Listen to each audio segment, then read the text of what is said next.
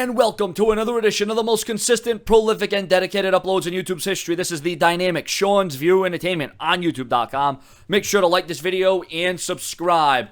As seen on NoDQ.com and on ESPN SportsCenter, during an appearance today on ESPN SportsCenter, Brock Lesnar was asked about UFC president calling professional wrestling fake on Twitter. The former WWE World Heavyweight Champion responded with the following to the UFC president. Well, of course, it's fake. Everybody knows that, but you're promoting the same thing we're promoting.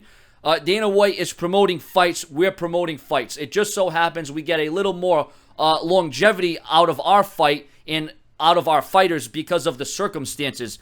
It is a staged arena. Everybody knows that. If you can't turn on WWE on Monday night and get something out of that show and be entertained, then there's something wrong with you. Dana is probably, in his defense, is promoting fighting, but it's the same thing. He's trying to sell pay-per-views. He's trying to sell money fights. It's the same racket.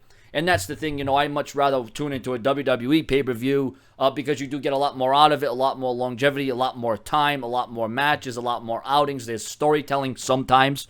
But, I do watch UFC, and I'm sure Brock Lesnar is not going to bash the hell out of the UFC president, Dana White, because, they had a relationship. They were partners. There was something working there. Brock Lesnar, the UFC champion. Brock Lesnar pretty much dominated UFC, and then he came down with diverticulitis, and that kind of just took Brock Lesnar down, but then he returned to the WWE. Listen, he had successful runs in the NCAA, successful runs in UFC, successful runs with the WWE, successful runs with UFC, and you can come on here and say WWE is fake all you want, but at the end of the day, if you're that person that says that, how about you go in there and try to do what these wrestlers do night in and night out, from hotel to motel, from airport to airport. All eyes are on you, and then when you get in the ring and you do the kind of stuff they do, hey, just watch Tough Enough. Look how many people are going to make it. Only one guy and one girl is going to make it. It's very tough, and UFC is just as tough and strenuous on the body, and it takes its toll. There's no doubt about it. So we can come on here and debate all day about WWE and UFC, but at the end of the day, you have to respect both promotions